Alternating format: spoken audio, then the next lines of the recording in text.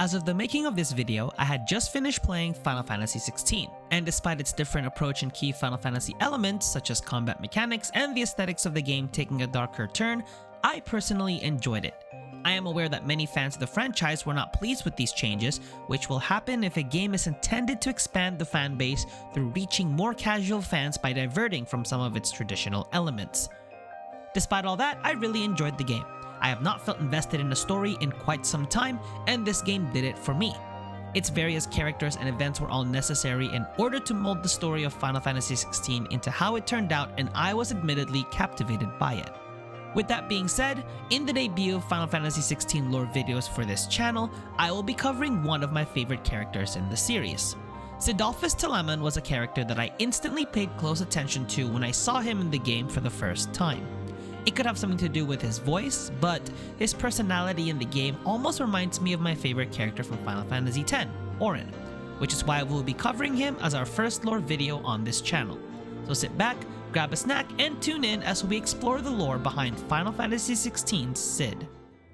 There is no record of his childhood in the events of the game, but we do know of some of his prior travels. We know that he has had encounters or has even helped most of the side characters in Final Fantasy XVI, such as Martha and Otto. His most famous encounter from his past was one Benedicta Harmon, who was the dominant of the icon Garuda. He rescued her from being sold to slavery at some point during their early lives, and she had grown affectionate towards him as a result. The duo were eventually recruited by Emperor Barnabas Tharner of Waloed, likely stemming from his adept skills in combat, his aptitude for engineering, and the fact that he was the dominant of Ramuh, the icon of thunder. Cid became the Lord Commander, while Benedicta herself took up the position of head of covert operations. This is where the differences between the two would shape, as while Benedicta began to lust for more power, Cid began to fall out with Barnabas, likely due to witnessing his connection with being Ultima. With this, Cid fled Waloed. Sometime after fleeing, Cid established a hideaway, the same hideaway that would serve as the base of operations for Clive during the events of Final Fantasy XVI. It is through his experiences serving as the Lord Commander and the many explorations he embarked in during this time that his beliefs have shaped. He wishes to see a world where dominants and bearers are seen as equal to man, instead of it being mistreated and feared due to their different abilities. He adopted a daughter, Mid, who plays a significant role in the second timeskip of the game with her innate skills in engineering, similar to that of her father, whom she would share plans with for technology, with their biggest project and achievement being the Enterprise airship. One of his missions brings him to the Iron Kingdom, where he comes across Clive and an injured Jill, the former reuniting with Torgal, who was adopted by Cid at some point during his travels.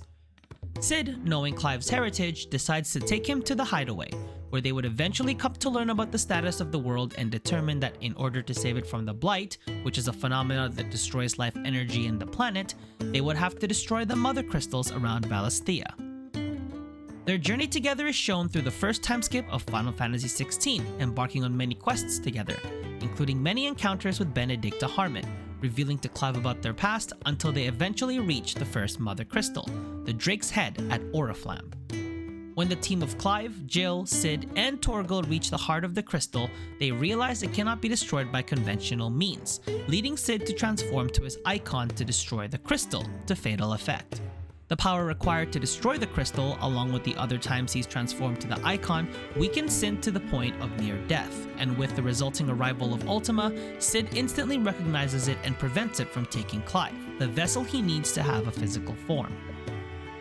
As his last act, he stabs Ultima as it approaches Clive, then dies afterwards, but not until passing the title of Outlaw to Clive and ensuring his mission lives on through him, before eventually succumbing to his wound after one last cigar. Even after his death, Cidolfus' legacy is recognized by many in Valisthea, as despite all of those with power seeking to gain more control and through the slavery of bearers and branded, Cid foresaw a world where bearers could live amongst humans with their own free will to live their lives as they wished.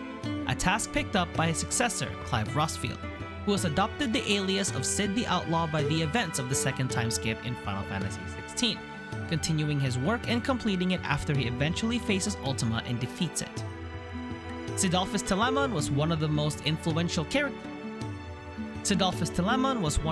influential characters for Clive in Final Fantasy XVI, and without his guidance and wisdom, Clive would have had a completely different journey in the game. An idea perhaps for a different alternate timeline video. An idea perhaps for an alternate timeline video. Let me know what you think of Cidolfus in Final Fantasy XVI. Was he one of, if not your favorite character? Let me know in the comment section below, and leave a like if you enjoyed this video. Make sure to subscribe to this channel and my second channel where we are making other gaming related content.